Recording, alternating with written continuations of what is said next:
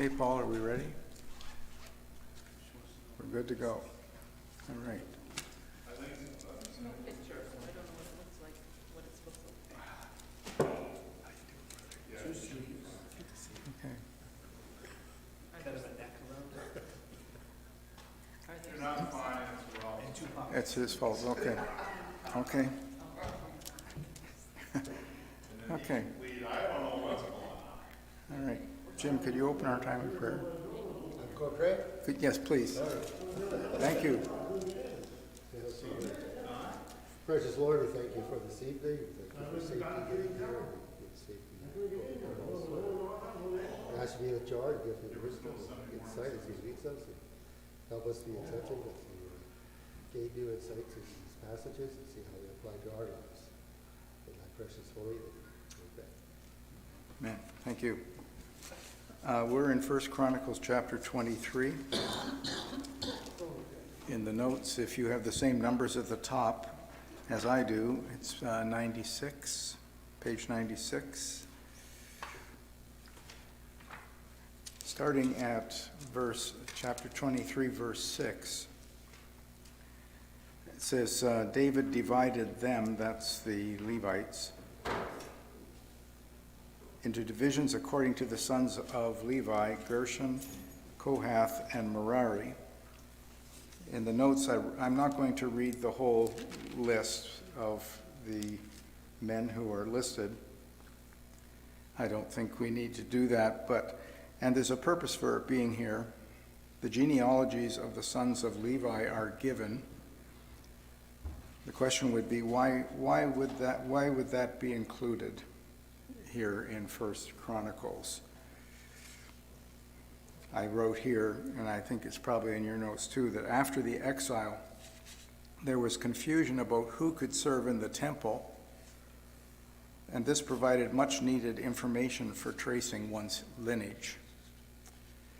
Then in chapter 24, starting at verse 1, it says, Now the divisions of the descendants of Aaron were listed. The sons of Aaron were, and it goes on again, we have the priests listed here, and it was important that the priests truly be descended from Aaron, Zadok, and Ahimelech, and they were descended from Eleazar and Ithamar, respectively, the sons of Aaron. So last week we talked about the musicians in chapter 25 and in 26. So going on to 27, it seems like we're moving along pretty quickly here, but I don't think it's necessary for us to read all these names of all these different people. And I wrote here, what would be necessary for Solomon to be able to build the temple? If you look here at 27 verse 1, it says here, Now this is the enumeration of the sons of Israel, the heads of fathers' households, the commanders of thousands and of hundreds, and their officers who served the king in all the affairs of the division which came in and went out month by month throughout all the months of the year, each division numbering 24,000. And this was done for each tribe. So in order for Solomon to build the temple, when he took over from King David, what would be necessary for him? What has been the situation in Israel at this point in David's reign?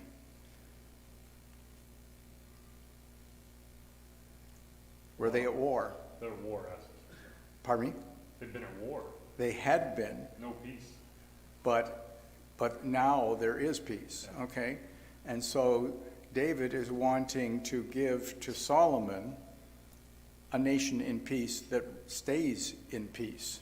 Okay, so he lists here the strong army that he is turning over to Solomon, and each tribe had 24,000 enlisted men, as it lists here in chapter 27, that served month by month. Each 24,000 served in some capacity monthly and switched out.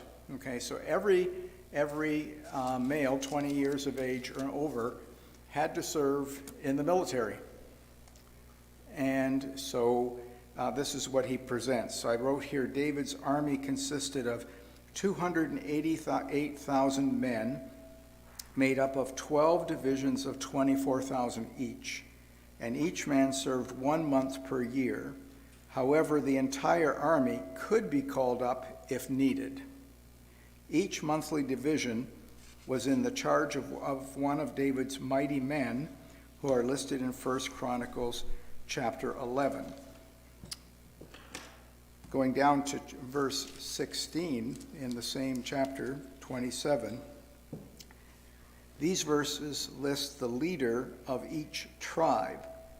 Why would it be important for each tribe to have a leader?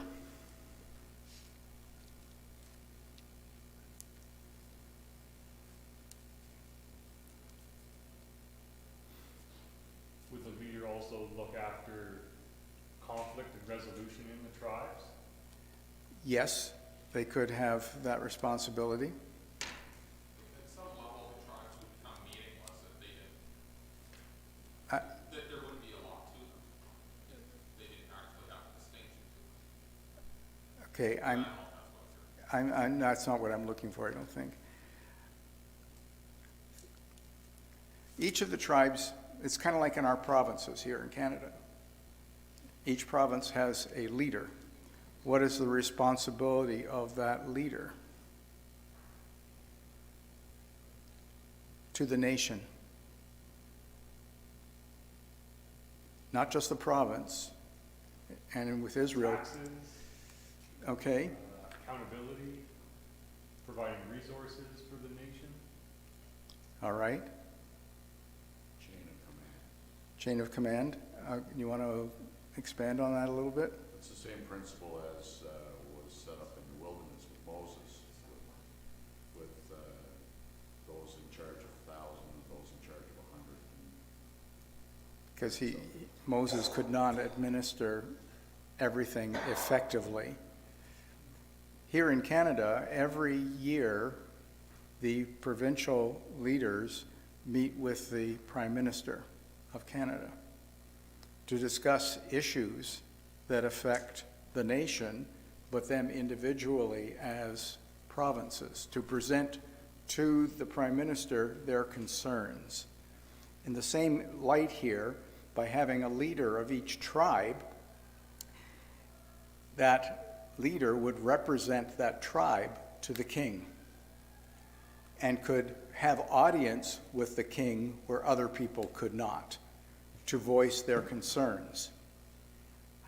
Also, the king could summon the leaders and receive news about what's happening in each of those tribes. And it helps the king to keep touch with the people, so he understands what the people are concerned about, because the people are going to voice their concerns to the leader of their tribe, who then will present it to the king, and the king can make appropriate decisions that affect not just that tribe, but probably the whole nation. For some reason, Gad and Asher are not mentioned in this list, but to reach the number 12, Levi is included along with both tribes of Joseph, Manasseh and Ephraim. Okay? Commentators do not know why Gad and Asher are missing, except that Gad may have joined with the Reubenites under one leader. There's no explanation for Asher. In Numbers 1 and chapters 1 and 2 and 4, we read that the tribes were broken down into smaller units, tens, fifties, hundreds, thousands, each unit with a leader. I'm going to go back to Exodus chapter 18. I'll read this. I've already got it marked. Verses 17 to 23, and this is dealing with the situation that Don had just mentioned concerning Moses. This is starting in verse 17. Moses' father-in-law said to him, "The thing that you are doing is not good." That was that Moses was being the judge over every situation that came up with these millions of people. An impossible task when you think about it. "You will surely wear out both yourself and these people who are with you, for the task is too heavy for you. You cannot do it alone. Now listen to me. I will give you counsel, and God be with you. You be the people's representative before God, and you bring the disputes to God. Then teach them the statutes and the laws, and make known to them the way in which they are to walk and the work they are to do. Furthermore, you shall select out of all the people able men who fear God, men of truth, those who hate dishonest gain, and you shall place these over them as leaders of thousands, of hundreds, of fifties, and of tens. Let them judge the people at all times, and let it be that every major dispute they will bring to you, but every minor dispute they themselves will judge. So it will be easier for you, and they will bear the burden with you." So you can see the reasoning for David setting up these leaders over each tribe. It relates back to the same situation here that Moses was faced with. And so David represents God to the people. Okay, he was God's representative, and he can go to God with any of the concerns of the nation, concerning with their safety, their commerce, all of those things. And so that David could, in a sense, I guess, retain his sanity. Okay? Verses in chapter 27, verses 23 and 24, says, "But David did not count those 20 years of age and under, because the Lord had said he would multiply Israel as the stars of heaven. Joab the son of Zeruiah had begun to count them, but did not finish. And because of this, wrath came upon Israel, and the number was not included in the account of the Chronicles of King David." So this is in reference to the ill-fated census that we've discussed before in chapter 21, and also in 2 Samuel 24, that was ordered by David and administered to Joab. What did when we talked about this previously, what did we say David's motivation was in counting all the eligible men of military age? To know his own strength, like pride. His own might. Yeah, it was pride. He was trying to determine what the strength of the nation was. And he was also looking further than that, because he wanted, as we've already discussed in chapter 27 here, that he wanted to present to Solomon a large, well-trained army, well committed to him, being Solomon, to continue to protect the nation and to provide a hindrance. Okay, if you put the right people along your border, those who are your enemies are a little bit reticent before they decide to attack.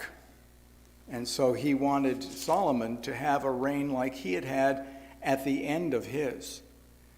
There was only peace in the nation like in the last 10 years of David's reign, which is and he was a man of war up to that point. So at that time, the military was numbered with men over 20 years of age, and Joab did not complete the census, which accounts for the differing numbers in the two accounts of 2 Samuel 24 and 1 Chronicles chapter 21. Continuing in chapter 27, verses 25 to 31. Now Asmaveth, the son of Adiel, had charge of the king's storehouses, and Jonathan, the son of Uzziah, had charge of the storehouses in the country, in the cities, in the villages, and in the towers. Esri, the son of Chelub, had charge of the agricultural workers who tilled the soil. Shimei, the Ramathite, had charge of the vineyards, and Zabdi, the Shiphamite, had charge of the produce of the vineyards stored in the wine cellars. Baal-Hanan, the Gederite, had charge of the olives and sycamore trees of the Shephelah, and Joash had charge of the stores of oil. Shitrai, the Sharonite, had charge of the cattle which were grazing in Sharon, and Shaphat, the son of Adlai, had charge of the cattle in the valleys. Obil, the Ishmaelite, had charge of the camels, and Jedai, I don't know how I say these names, and Meronothite had charge of the donkeys. Jesus, the Hagrite, had charge of the flocks. All these were overseers of the property which belonged to King David. All right. And so we have, I said, during Saul's reign, there was some kind of tax structure. I'm going to read 1 Samuel 17, verse 25. It says here, and it will be, this is when the instructions were given both the king, and it will be the king will enrich the man who kills him. This was referring to Goliath. Okay, and it will be that the king will enrich the man who kills him with great riches, and will give him his daughter, and make his father's house free in Israel. Tax-free. That's what that would mean. Okay, so there was some system of taxation in the time of King Saul, which would have been passed along to King David, though it's not mentioned in David's reign. Okay, it would seem that this was passed along, that there has to be some way to provide for the nation. It's true that David was very rich. We just outlined the things that he had in his possession, but it didn't mean that he could pay all the bills for the country. David owned royal farms, orchards, vineyards, flocks and herds, and storehouses. From these he met the needs of the court. This is very important for us to understand, because Solomon's reign is completely different from this. David supported the court. He did not force the people to support the court.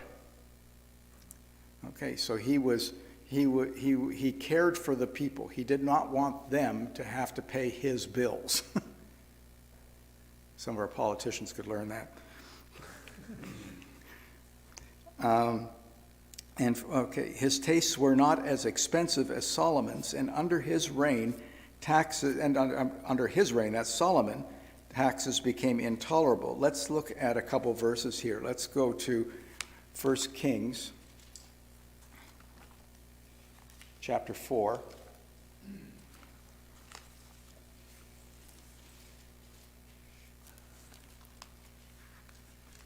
Verse 7.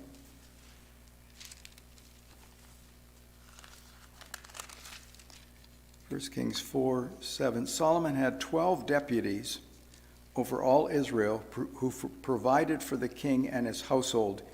Each man had to provide for a month of the year. So we're talking about someone in each tribe who collected the taxes that went to Solomon to pay for the court. All right, provided for the king and his household. Then going down to verse 26, Solomon had 40,000 stalls of horses for his chariots and 12,000 horsemen. Those deputies provided for King Solomon and all who came to King Solomon's table, each in his month. They left nothing lacking. They also brought barley and straw for the horses and swift steeds to the place where it should be, each according to his charge. Then going over to chapter 12, we're not going to read that. That's too long a passage to deal with. But the thing here is, we see a difference between David's reign and Solomon's reign, and we'll get into that more when we get more into Solomon's reign. Now, going back to Chronicles, 1 Chronicles 27.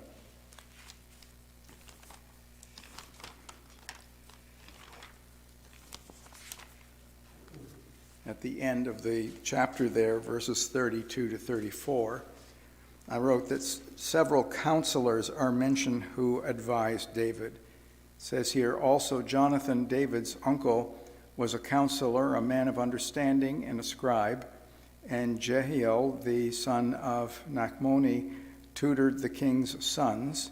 Ahithophel was counselor to the king. We've mentioned Ahithophel before. Do you remember who he is? Yes, Bathsheba's grandfather.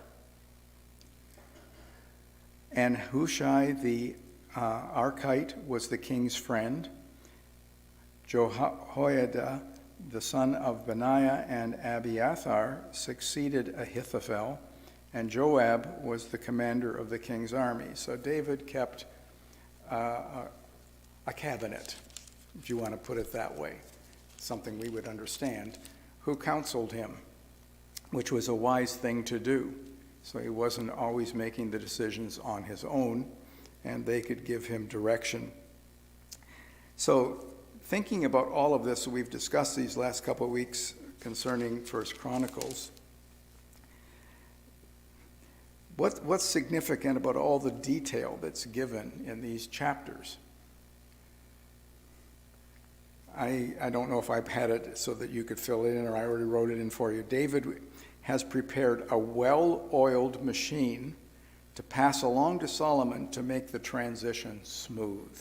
Remember, he's at the end of his days here, and he wants to give to Solomon a well-oiled machine, if you want to put it that way. And it had already been mentioned that Solomon was inexperienced. Solomon said that about himself. He said that he was inexperienced. He'd been raised in the court. He had never been in battle. He'd never had to deal with conflict. And so he's coming in green. He was just a kid. Uh, Very young. Yeah, he was young. I'm going to tell you his age here in a bit, but when he actually became king. But and so he was inexperienced, which he said himself. Now, when we go into chapters 28, it says here at the beginning of the chapter, now David assembled at Jerusalem all the officials of Israel, the princes of the tribes, and the commanders of the divisions that served the king, and the commanders of thousands, and the commanders of hundreds, and the overseers of all the property and livestock belonging to the king and his sons, with the officials, mighty men, even all the valiant men. Okay, I looked at that, and I started reading through this, studied it. I had studied it previously, and I thought, as I got into 1 Kings, did he do this? Did he call all these leaders together before Solomon was king? Or after he was proclaimed king? There's no way to determine. I looked at many different commentaries and all, and it's not unusual in these books, Kings, Chronicles, where you have information inserted at different places and expanded upon. Sorry. Okay, I'm part French. I use my hands. Anyway, so I finally came to the conclusion that we need to go over to 1 Kings, because I think, in my mind at least, that this takes place at a different time, not at this particular point in time. All right? So I want us to move over, if you take your notes, we'll come back to 1 Chronicles, but I want to go over to 1 Kings chapter 1.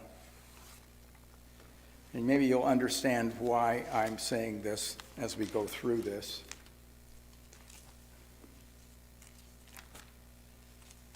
And like I said, this is my opinion. That's not necessarily what it is. But the way I felt about it. I just thought this didn't seem quite right. Oops, I'm going into 2 Kings. That's not what I want to do. 1 Kings chapter 1. I started off here, David's reign does not end with the 2nd chapter in 1 Kings, because that's when he actually dies. There's an overlap into the reign of Solomon. And it's important to include 1 Chronicles 22 to 29, since the preparations for the building of the temple occurred during David's reign. So the dominant idea of chapter 1 of 1 Kings is kingship. And it's interesting, the noun king or related verb occurs 70 times in that one chapter. Quite interesting. The purpose of the book is to continue the history of the theocracy until its conclusion in the Babylonian exile. So let's look at verses 1 to 4. It says, "Now King David was old, advanced in age, and they covered him with clothes, but he could not keep warm. So his servants said to him, 'Let them seek a young virgin for my lord the king, and let her attend the king and become his nurse, and let her lie in your bosom, that my lord the king may keep warm.' So they searched for a beautiful girl throughout all the territory of Israel, and found Abishag the Shunammite, and brought her to the king. The girl was very beautiful, and she became the king's nurse and served him, but the king did not cohabit with her." David's now 70 years old. He's frail and he's near death.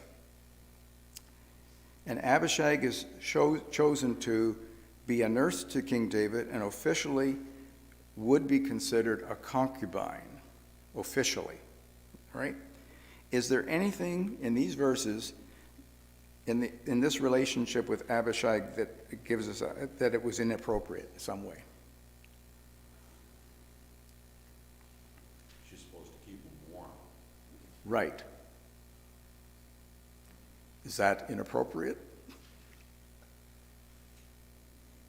He was 30. If he was 30. He might legitimately be looking for warmth from her. 70 if he's dying. Well, yeah, it says right here that he had trouble keeping warm.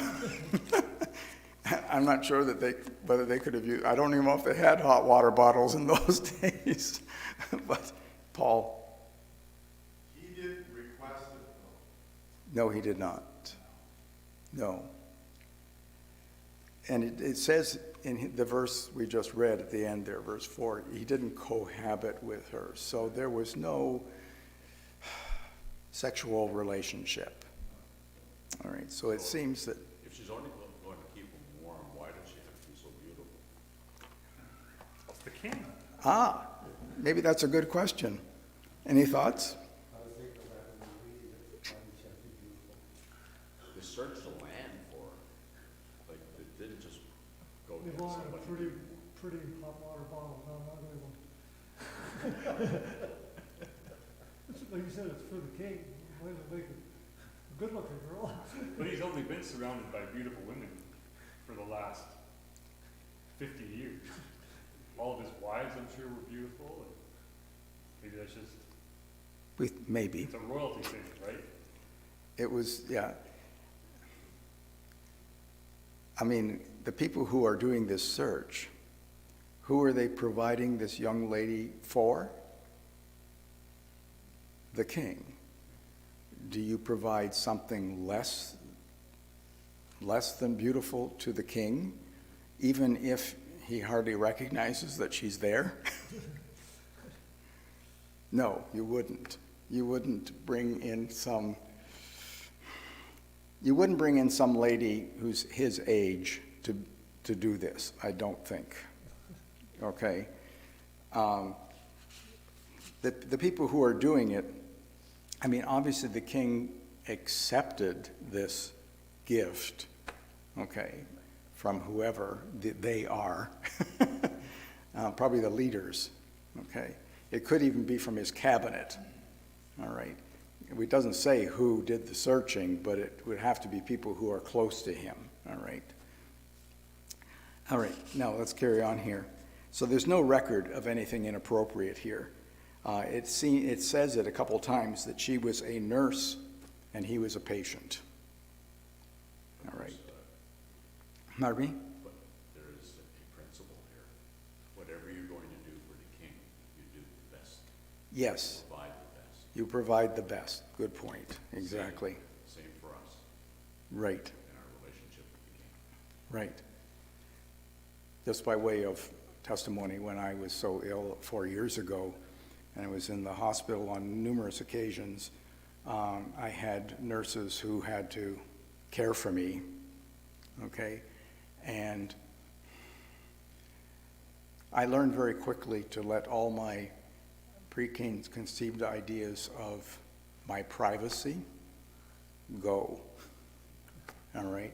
That if I wanted the care that they were going to give to me, then I had to let my pride and my privacy, I had to sacrifice it. And so there was nothing, the nurses that cared for me, there was nothing other than caring for me. And it wasn't inappropriate, though I was fully exposed to whoever, you know. But it's just the way it had to be. And I think in David's situation here, that's exactly where he was. It says he was advanced in age. They covered him with clothes. Obviously, they were having trouble keeping him warm. All right, so they take matters into their own hands. Anyways, let's not belabor that. Let's go on to verse 5. And this is where it gets interesting. Now Adonijah, the son of Haggith, exalted himself, saying, I will be king. So he prepared for himself chariots and horsemen with 50 men to run before him. His father had never crossed him in any way and in time by asking, Why have you done so? And he was also a very handsome man, and he was born after Absalom. He had conferred with Joab, the son of Zeruiah, and with Abiathar the priest, and following Adonijah, they helped him. But Zadok the priest, Benaiah the son of Jehoiada, Nathan the prophet, Shimei, Ray, and the mighty men who belonged to David were not with Adonijah. Adonijah sacrificed sheep and oxen and fatlings by the stone of Zoheleth, which is beside Enrogel, and he invited all his brothers, the king's sons, and all the men of Judah, the king's servants. But he did not invite Nathan the prophet, Benaiah the mighty men, and Solomon his brother. So I wrote here, Adonijah was David's oldest living son, about probably 35 years of age at this time, and he was David's fourth son. So in 1 Chronicles, just going back there for a second,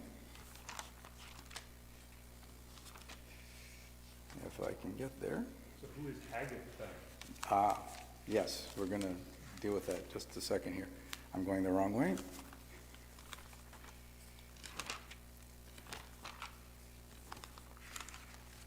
So 1 Chronicles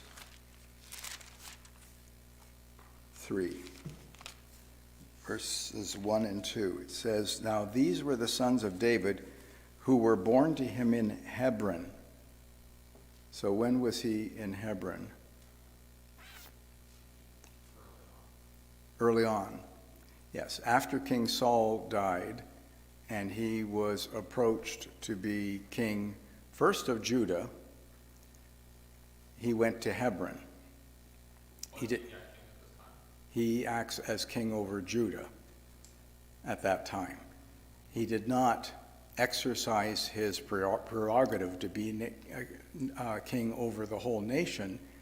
He waited until the 10 tribes in the northern part of the country came and invited him to be their king, which was a wise political move. As we go through the story with Solomon and his son, you can see why this was so important a decision that David didn't just take the kingship of the nation.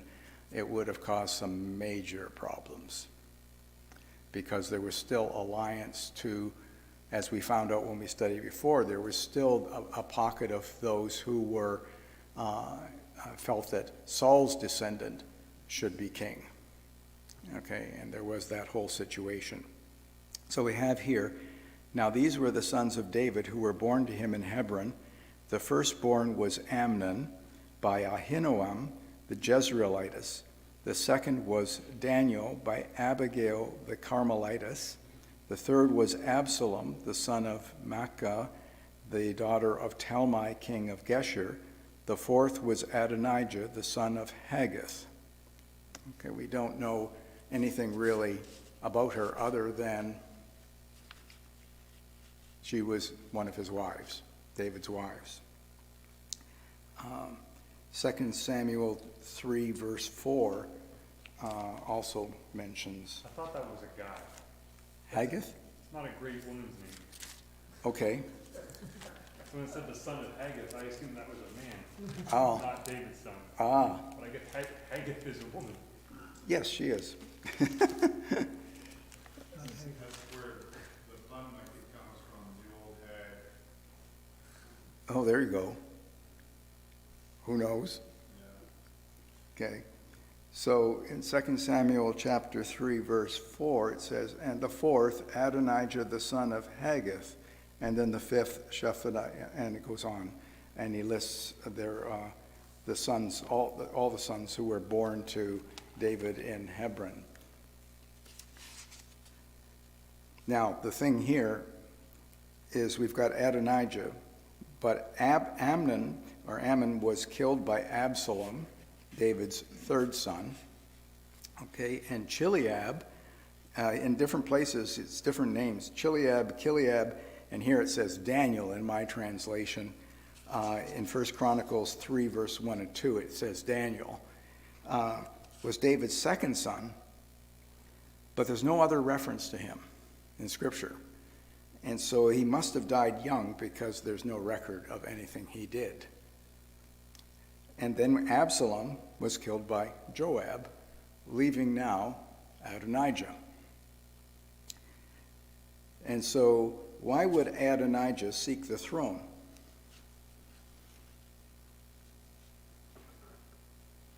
I think that has an easy answer. He felt he was entitled. He's the oldest son. And he's the next in line. And so, no problem. But the way he goes about it is a little bit questionable. Now, he knows that David is dying. So, let's go back to 1 Kings again. I don't know if you're gonna touch on this, John. Yeah, go ahead. There's an interesting side note in my Bible for the sacrifice that he makes. Oh, yes. Okay, go ahead. The stone of Zoheleth Yes? is also called the serpent stone. Oh, that's interesting. So we have a possible satanic motivation? Yes. I like that idea. Okay, it fits the story. It does. Exactly.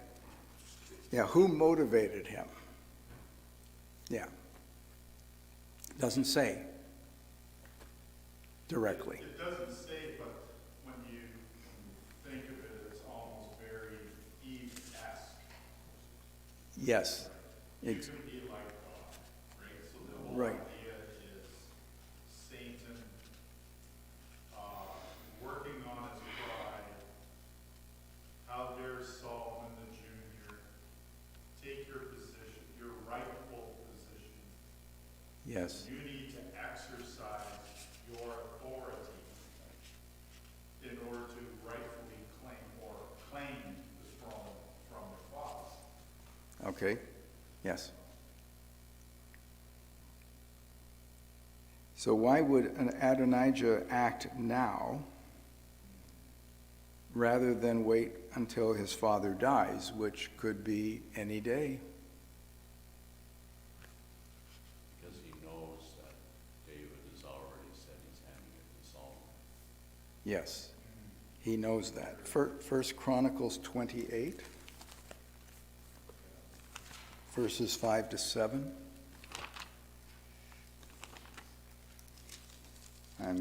I'll read those verses. First Chronicles 28, verses 5 to 7. It says, "Of all my sons, for the Lord has given me many sons, he has chosen my son Solomon to sit on the throne of the kingdom of the Lord over Israel.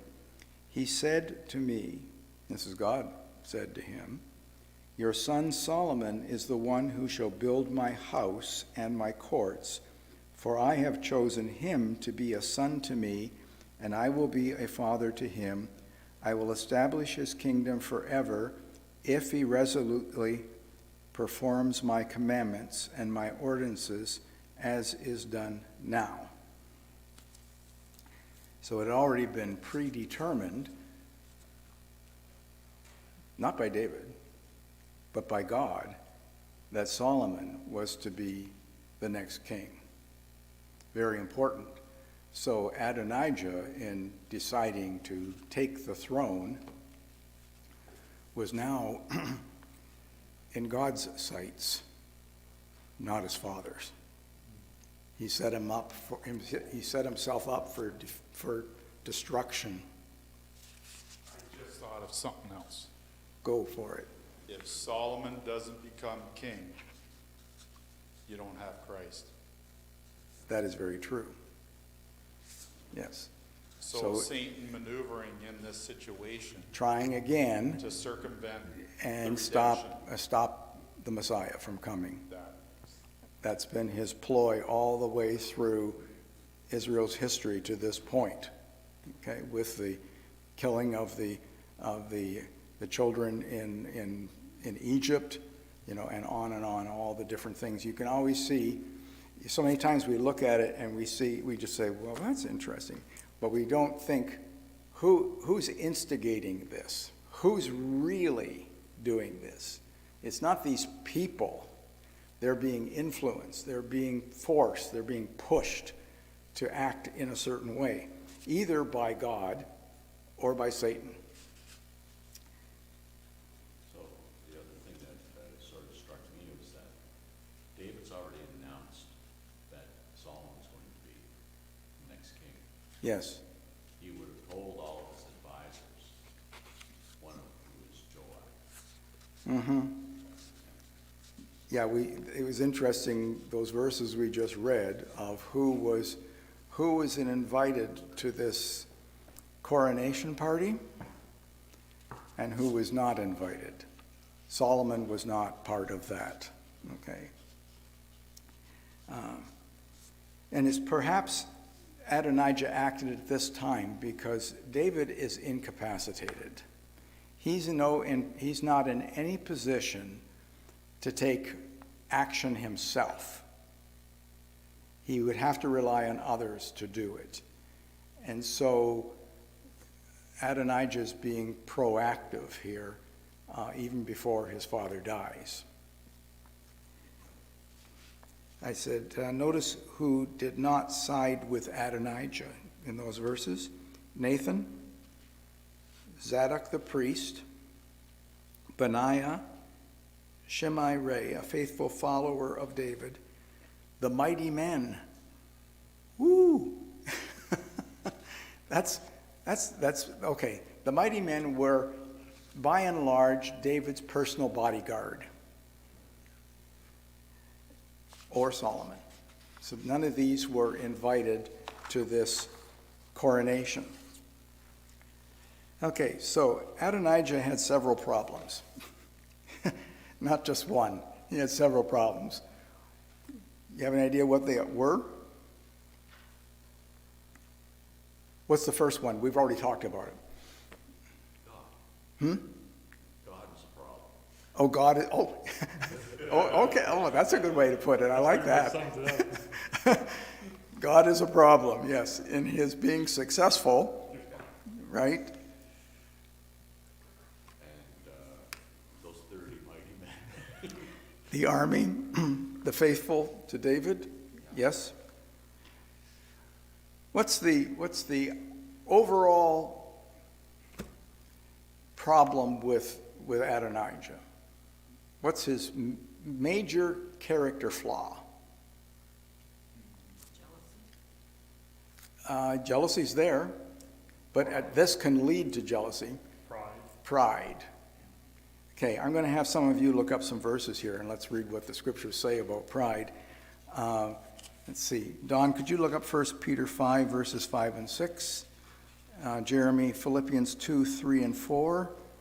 And Vern, Proverbs 6, 16 and 17. And Jim, Psalm 49, verse 12. So if you're writing these references down, as well as looking them up, 1 Peter 5, 5 and 6. 1 Peter 5, 5 and 6.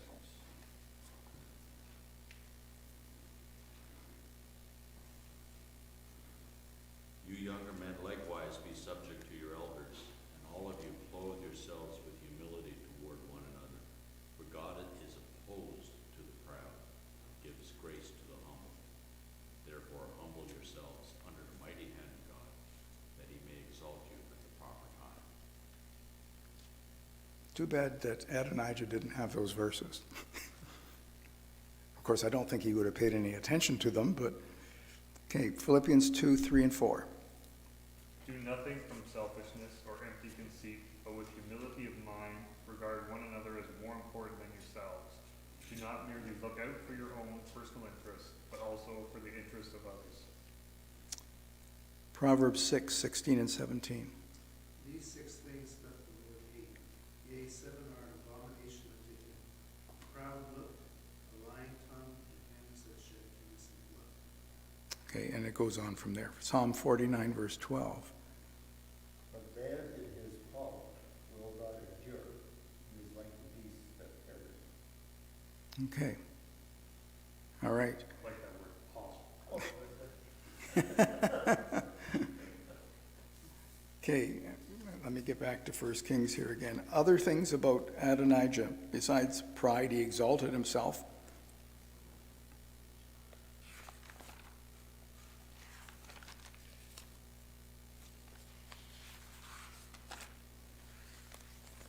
Any other thoughts? Well, it says that he's handsome. Yes, Would you be narcissistic?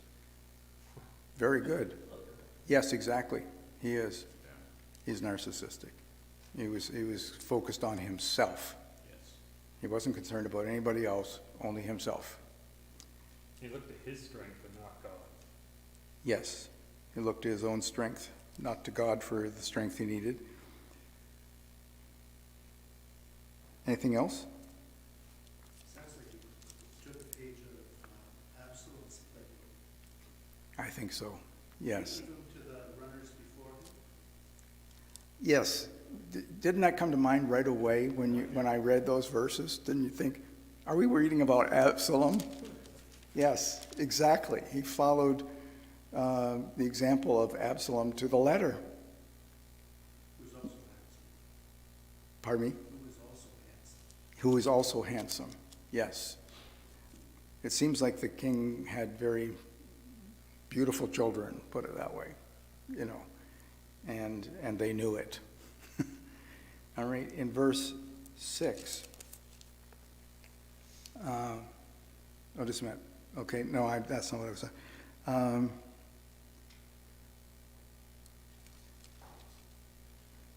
I had down here that he sought his own pleasure.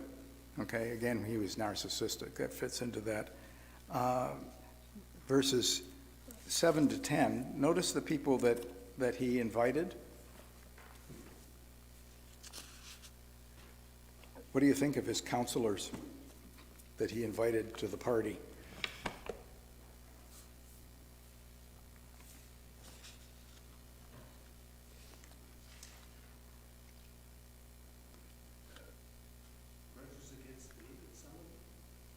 Yes, they had, At the priest, like his family, yes, they got slaughtered ultimately because of David. yes, right. Joab, Joab, who's, power, yeah, he's power hungry. Okay, It doesn't say, though, that they all showed up. It only says that he invited them. or do we assume that they showed up? We could assume that they showed up, but it's interesting when you look at the list, all the men of Judah, that, in some ways, that doesn't make a whole lot of sense that they would show up. Right, But if the next in line king invites you to a party, you're probably going. Like, what else? Because if you don't go, this is the time and age where if you don't go, you get your head cut off. Right? Like, if this is the next king, you're really gonna set yourself up for 30 years of him holding a grudge against you. yeah. Because of things that are going to come along here in future chapters, I am of the position that all of them showed up because each of these people has a consequence later on. All right.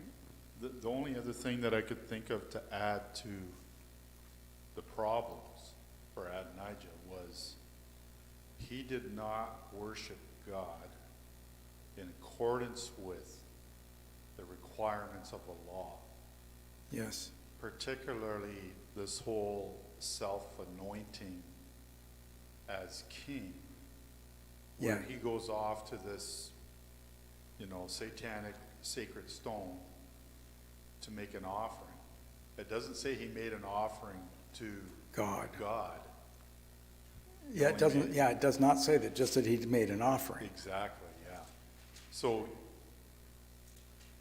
it's clear that he wasn't chosen, in one sense, we could say that he wasn't chosen because of the fact that his heart did not belong to the Lord, nor was he serving the Lord. Right.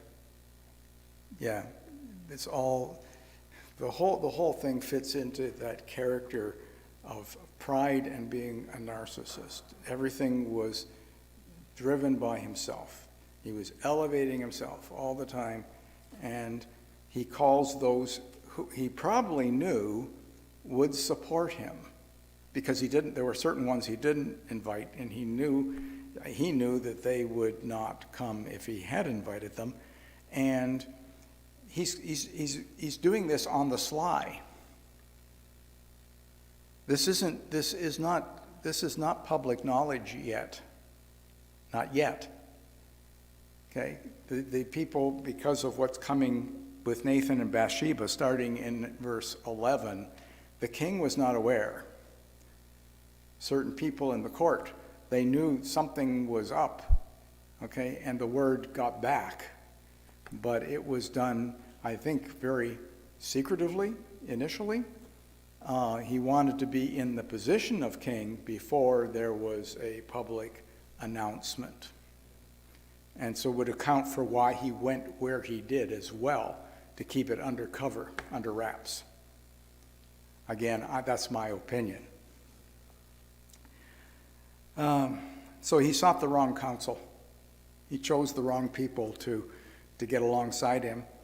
And the thing is, then, and top of all this, by doing this, he's opposing God's appointed king. I mean, his father, for one, first, not to mention the future king. He's going against the king. He never went to David and asked, "Am I the next king?" Because he already knew that he was not.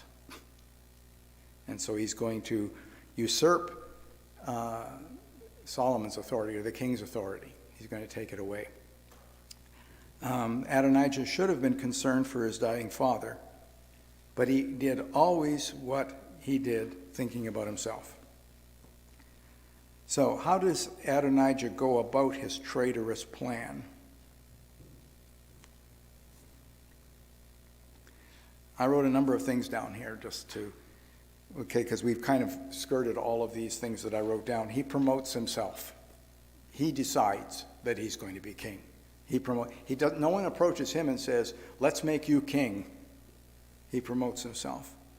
And then he goes about with this, going through the town with all the fanfare to generate popular support for him. And he got the support of the army and the priesthood by enlisting Joab, the general, and Abiathar, the high priest. And we already talked about this. I said, does Adonijah remind you of someone? We already talked about Absalom, who had exactly the same problems. So how did David's sons, Absalom and Adonijah, become proudful, vain, and rebellious? Pardon me? Well, that would be at the core, yes. I think the people that surrounded them were probably inflating them and filling their head with those kind of an idea, right? Yes, there's that. Go back and look at verse 6 for a moment.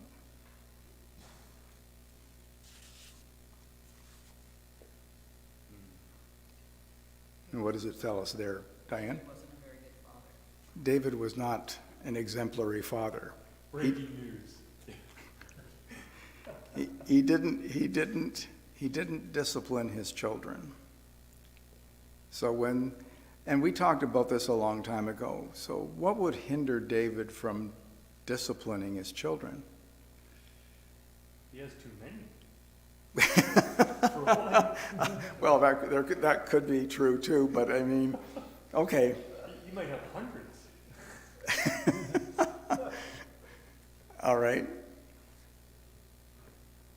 He's always been a coward, though, in that regard.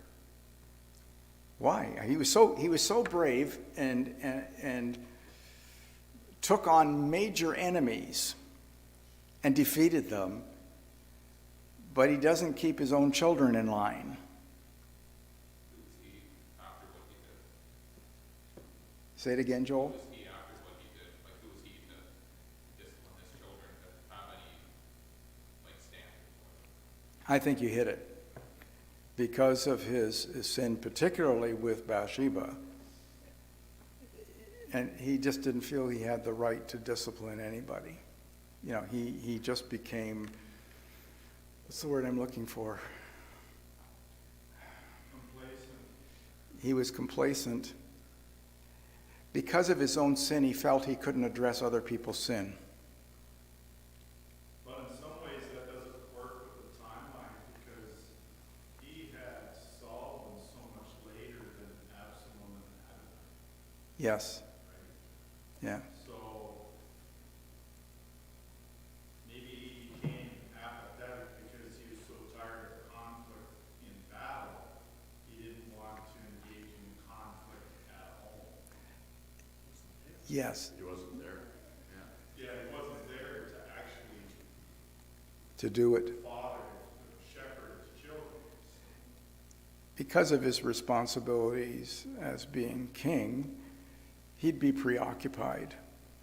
And probably the raising of the children fell to his wives and concubines.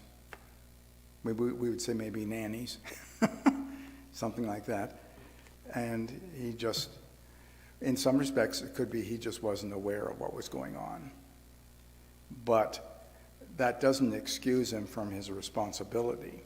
He had advisors around him. I'm sure he must have been aware or made aware by others around him. Do you know what your son's doing?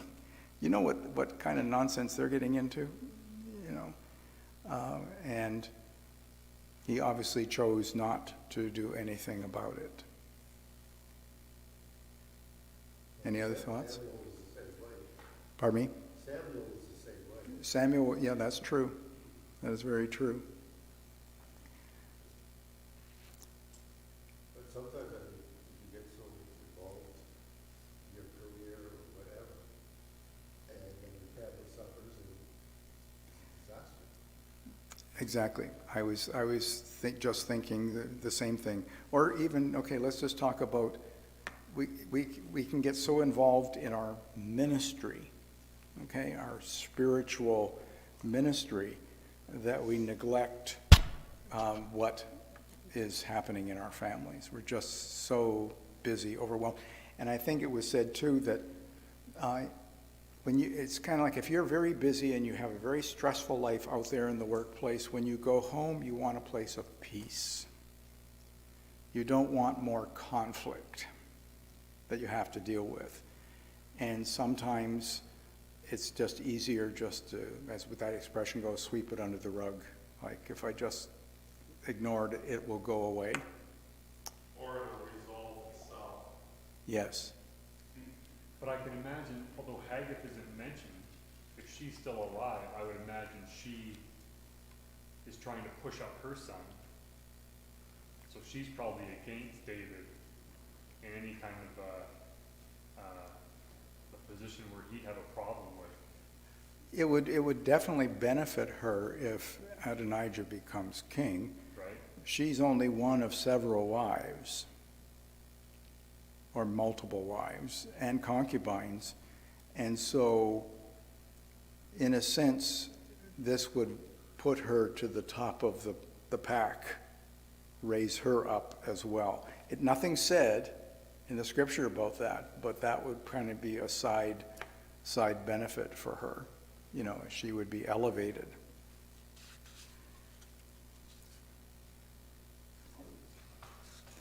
Did Abiathar and Joab, talking about these two who were invited to the coronation party, did they know that Solomon was to be the next king? Yes, they did. And they went knowingly rebelling. They knew that they were rebelling against the Lord, and they thought they could get away with it. If they had any relationship with the Lord, they would know that we better not do this. We're going to be in big trouble if we support this guy. When the Lord gave David his covenant back in 2 Samuel 7, he indicated that a future son would succeed him and build the temple. 1 Chronicles 22, 8-10. We read those before. And that son was Solomon, as again, back in 1 Chronicles 28. Adonijah, Abiathar, and Joab were rebelling against the revealed will of God.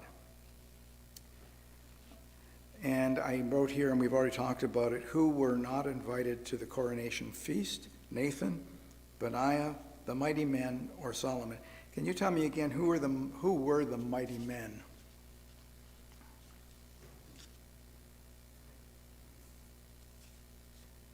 Mighty men were with David all the time. Yes. Before he was king. Yes, they were with him in the wilderness when he was running from Saul. The ambidextrous warriors. That too. They were actually, we would call, in our modern vernacular, we would call them mercenaries. They weren't Israelites. These guys were the Cherethites and the Pelethites. If you go down to verse 38 in the same chapter there, it says, so Zadok the priest, Nathan the prophet, Benaiah the son of Jehoiada, the Cherethites and the Pelethites went down and had Solomon ride on King David's mule and brought him to Gihon. Okay, so it identifies who they are. They were the royal guard. Okay, so when you think of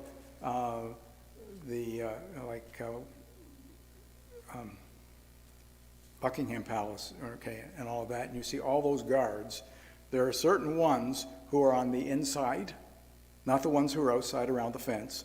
They're inside, and they're there, and they're always there, surrounding, not always seen, but they're there, surrounding the king. And if he ever moves out of a room, there's always somebody. I did watch the series The Crown, which I found fascinating in some respects. But whenever the queen would move, there was always at least one guard right there. she'd step out of her room and that guard would step in behind her and be there. Either that or would be out in front leading her. The president and the Secret Service. Exactly, same thing, okay? And I assume our prime minister, but I never see the guards around the prime minister, but they're there, okay? Oh, It- my stepson said that, one time he was going back into Toronto and all of a sudden the Gardner was shut down.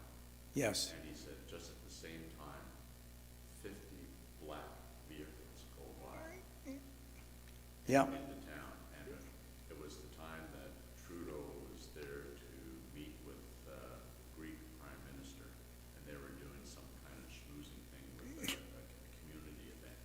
okay, So he had the whole highway shut down so that he could drive into Toronto. yeah, yeah, that's the way it goes when you're in those positions of power.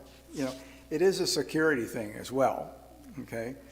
At any rate, we don't need to get into all that. All right, so these were the Royal Guard.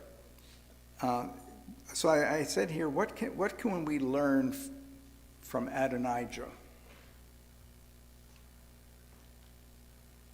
I think we can begin with his name. Oh, good. Tell me more. I haven't thought of that. Yahweh, is Lord. That's what Adonai is Lord. Yes. Yah is Yahweh. Yep, So Yahweh is Lord.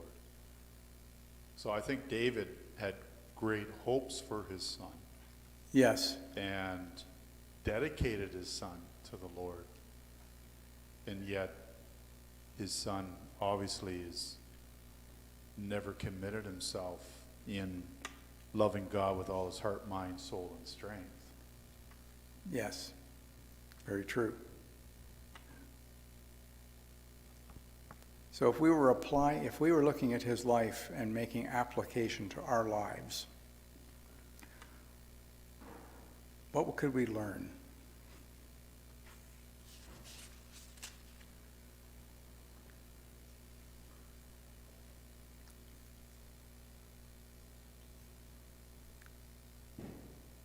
Nothing? Yes, there you go. Humble yourself under God's hand. Submit to God. And don't go against his word. Because Adonijah knew he was going against God's word. What God had decided. So there's one.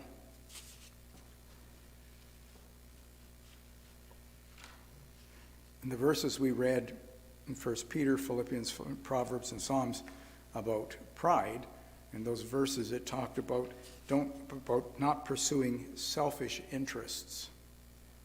Don't be a narcissist. Okay?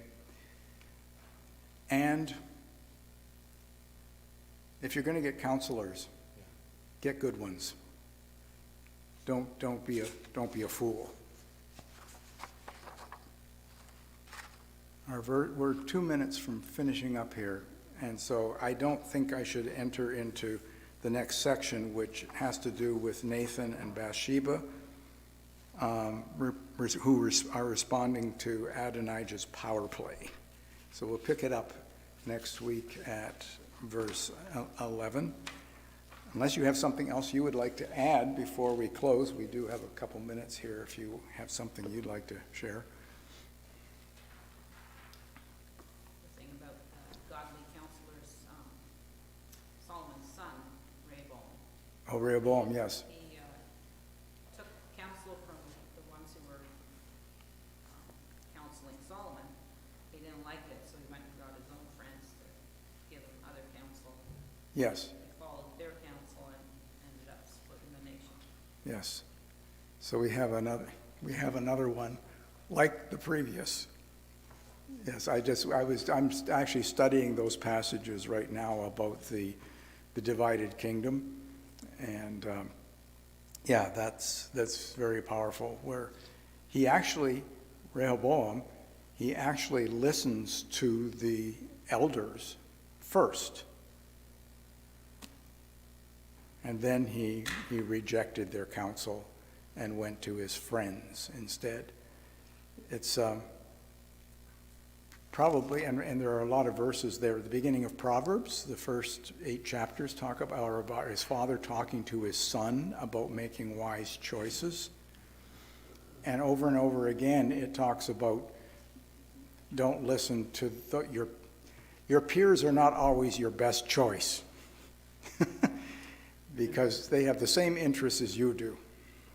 And David also created this whole problem because the Lord comes to him and says, make Solomon king. He's on his deathbed. Why hasn't he made Solomon king? Because normally you don't do that until after death. But we're reading this like, well, do people know that Solomon's going to be king? Like, is it public knowledge? Like, why wouldn't he have laid out the fact that the Lord has anointed Solomon king and made it plainly obvious? But again, I think he didn't want to ruffle feathers and he's not great at that emotional quotient, right? He doesn't like to have difficult conversations. So here the Lord tells him what to do. But he's just kind of like, it'll all play out. Like, I'm sure I'll die and everything will be fine. Well, no, he didn't handle it well. Like, he could have handled it like a king and quashed these problems. But instead, he just laid back in normal David fashion and let things light on fire around him. He did have the promise. And in some respects, in our discussion about David's character in the past, is how many times he decided not to act, but rested on God to work it out. And perhaps this could apply in this situation as well. God had promised that Solomon was going to be the next king, so God will take care of it. And he didn't see, I'm just saying, and maybe he didn't see that he had any response. Well, now the next passage we're going to deal with, he does act, okay? Because he realizes it's more than just Solomon. David is now looking at the bigger picture. If Adonijah actually carries this out like Absalom tried. But he had to wait for a woman to come to him and say, it's already too late. Yes. Before he finally acted. That's true. Right? Yeah. Yeah, so. Yeah, it's something that we can learn too, because God promises that I'm going to always have food and go look after my family. If I lose my job, it doesn't mean I don't go looking for work. right. I don't sit at home like, God's going to provide the work for me. I don't need to do interviews, and I don't need to use, a resume. I'll sit at home, God will provide. No, God says you got to work for the planet, right? Like, Yes. so yeah, Solomon was going to be king, but David didn't help God very much in that plan. No, he took his hands off the situation completely, and now his hand is forced. Pardon me? Does God need help? He says he does. That's why we got to spread the gospel. I mean, because that's the whole thing, right? Well, he's already saved people, so why do we have to go and spread the gospel then? People will be saved without us. But we're told we got to do the work. Sometimes you think, I need to do this because if I don't, God won't. That's what I'm trying to do. Yeah. It would be a matter of what responsibilities has God allocated to us and following through on those.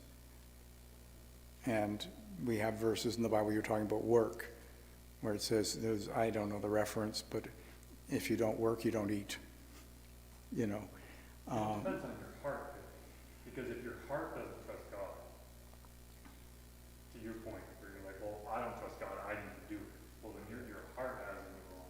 Yeah. Right. But if your heart is, I love God and I believe in His promises, Because if David believed the promise about Solomon, he knew that God would work it out somehow. Yes, and yet, in some respect, he should have been proactive because of his lack of involvement with his children. If he was proactive, those other people. If he had been on Adonijah's case or knew Adonijah, if he knew Adonijah and what he was like, he could have nipped this thing long before we got to this and made it very clear to Adonijah, don't you dare. Okay? Yes. But Yeah, Vern. But God does it on purpose, and it works out. Yes, it always works out because he's sovereign. Right, I mean, all these other things that David had done, one of the things wouldn't have happened. Okay. Made for a great story. David would have parented. There wouldn't even be any of these books, they'd just be nothing. Vern, you had something?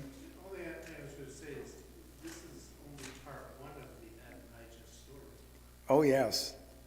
We're just beginning. He reveals his heart Yes, exactly. even after he's shut down. Yes, yes. And we'll get to that. And with that, we will close. Thank you.